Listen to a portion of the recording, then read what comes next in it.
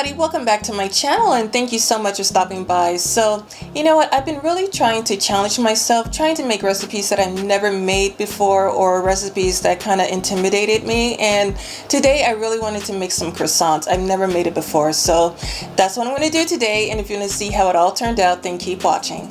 But before we get started, please don't forget to like, share, and subscribe to my channel. And I do have a second channel here on YouTube, you guys. It's called April Time. So if you can head on over there, subscribe, support, I would really appreciate it. And don't forget to click on that notification bell just in case when I do drop a video, you'll be the first to know, okay? So enough talking, let's go ahead and get cooking.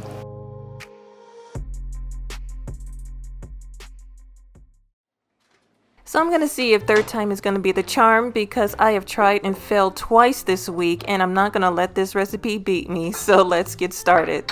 So I have my stand-up mixer and I'm going to add 2 cups of all-purpose flour along with 2 cups of bread flour, 1/4 cup of sugar, 1 tablespoon of dry active yeast, and 1½ teaspoons of sea salt.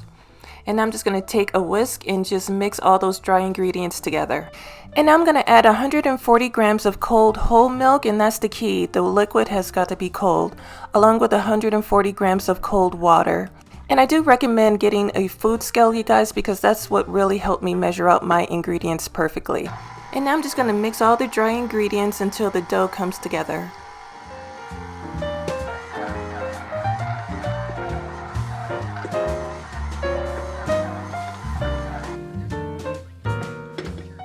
When the dough comes together, just cover it up with plastic wrap and let it rest at room temperature for 10 minutes.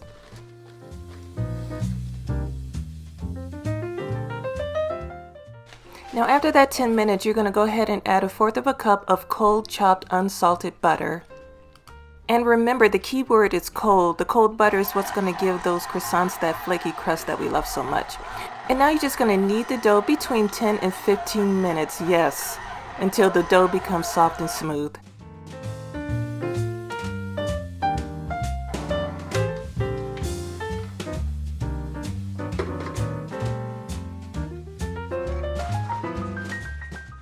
So after 15 minutes, my dough is ready to come out, and this is perfect, you guys. The other 2 times, the dough did not turn out this good. So I'm just gonna take my hands and just, form it into a ball. I know it looks like I'm making some sourdough bread, but I'm not. I'm just going to score the dough just so that it can rise evenly. I'm going to put it back into the bowl, cover it up with some plastic, and just let it rest at room temp for an hour and a half. After an hour and a half, then you want to put it in the refrigerator and let it rest for 3 hours. So while the dough is resting, I'm going to do something that I didn't do the first 2 times, and that is make a butter block. So I'm just going to take a piece of parchment paper with 2 sticks of cold unsalted butter, and I'm just going to chop it up and just line it up on top of the parchment paper.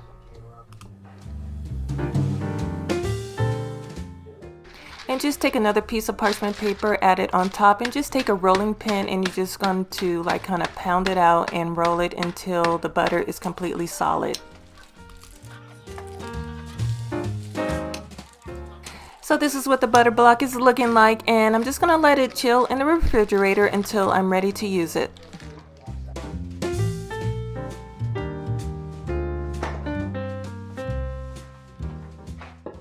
So after 3 hours of resting in the refrigerator, my dough is ready to come out, and before I do anything, I just wanted to flour the surface so that the dough doesn't stick. And this is where patience and muscles come in, you guys. You just want to take your rolling pin and just begin rolling out your dough. You want to roll it out twice the size of your butter block, so make sure you do that. And just take your time in just rolling it out because it will take some time.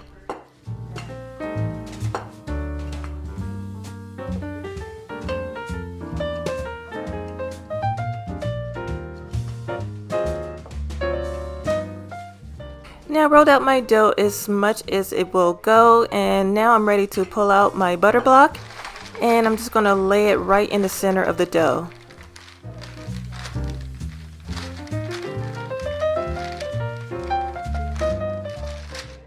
So I'm just making sure that all the butter makes it onto the dough. You can see that it kind of still stuck onto the parchment paper, so just making sure that everything is on there.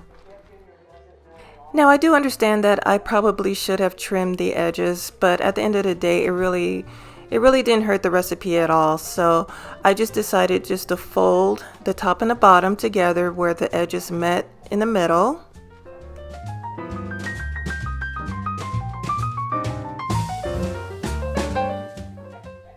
And then you want to fold in the sides. And really what you're doing is just encasing the butter block inside the dough. And I'm just pinching the edges, making sure nothing comes out. And I'm just going to grab my rolling pin again and continue to roll out my dough until I get a long rectangle shape.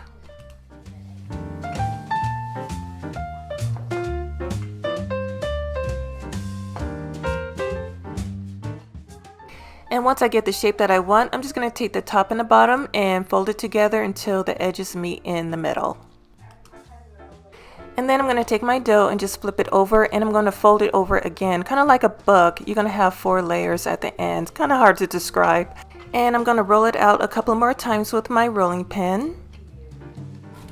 And now I'm just going to wrap it up really good in some plastic wrap. Yeah, I'm just wrapping it up, making sure that no air gets in, and I'm going to put it back into the refrigerator, and it's going to rest for an hour.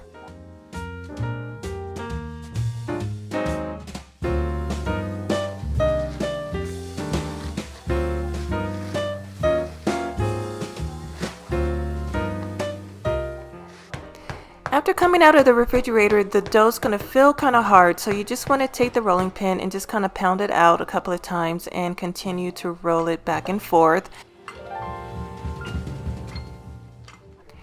And then you want to fold and overlap the end of the dough together, forming a square. And just continue to take the rolling pin, kind of pound it out a couple of times, and you want to just continue to roll it out. And you definitely want to keep it into this like little square shape. You don't want to roll it out into that long rectangular shape like before.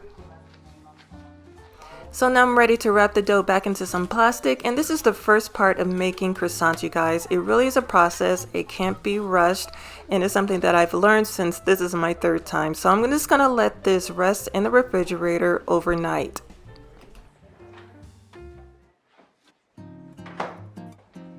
So I guess this is part 2 of making croissants, and it's the next day, and I just took the dough out of the refrigerator, and before I do anything, I'm just going to flour the surface so that it doesn't stick. And again, you're going to take your rolling pin and you're going to pound it out a few times because it's going to be hard once you take it out of the refrigerator. And then you want to roll out the dough until you roll it to around, there's so many different measurements out there, you guys, but you might want to eyeball maybe a 24 by 12 inch rectangle. And you want your dough to be around 1/4 of an inch thick. If you have a ruler handy, definitely use it. Baking can be so scientific at times.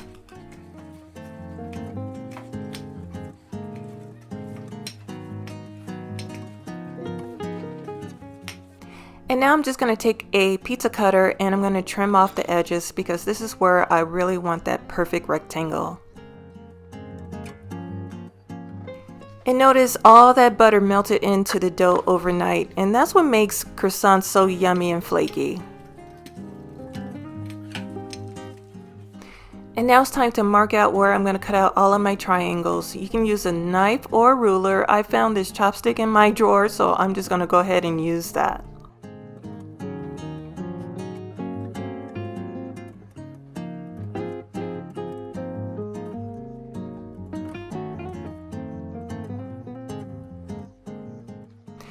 And now I'm ready to take my pizza cutter and start cutting out all of my triangles.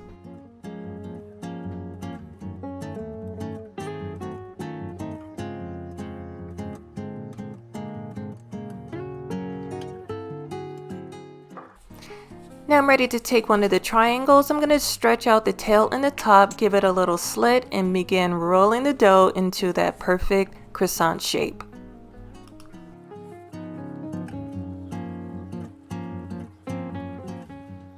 And that's what it looks like, a perfect croissant. So I'm going to continue on rolling up my croissants until I'm all done.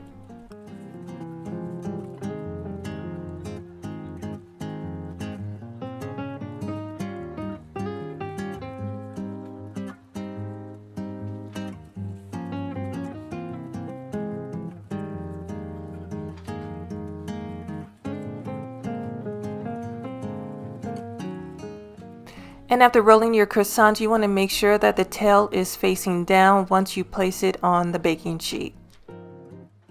And now you want to cover it slightly with some plastic wrap and sit it next to a warm oven so it can poof for 2.5 hours.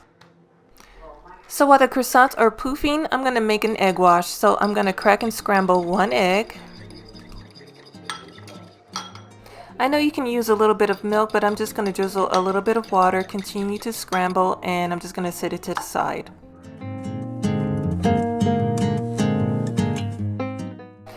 So we're down to the home stretch, you guys. The croissants have poofed up, and now I'm going to brush the egg wash over each croissant, and this is what's going to make the croissants golden brown.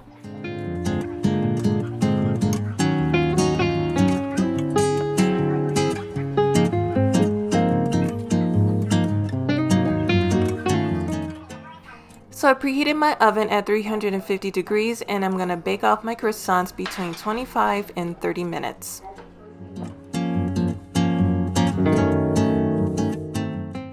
So I guess third time really is the charm, you guys, because they turned out perfect, golden brown, flaky, and buttery delicious. And I know it's a lot of stop and go and rest and refrigerate and roll and stretch and this and that, but in order for croissants to turn out perfect, you're going to have to trust the process. I mean, just look at that. I wanted you guys to really see what it looks like inside. It is so good. It really is good, and you will never guess that it's homemade. It tastes like it came straight from the bakery.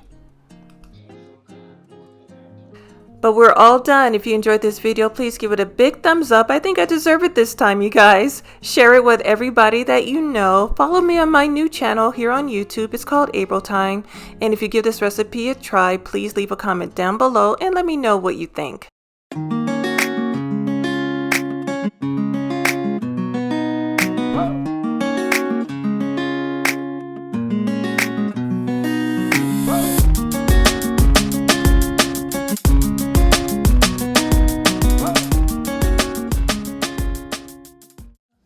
You guys, before you leave, don't forget to subscribe to my channel by hitting that subscriber button you see at the bottom of the screen. And if you want to see another video, go ahead and click that box you see right over there. But until then, thank you so much for watching. I love and appreciate all of you, and I will see you very soon in my next video. Bye bye.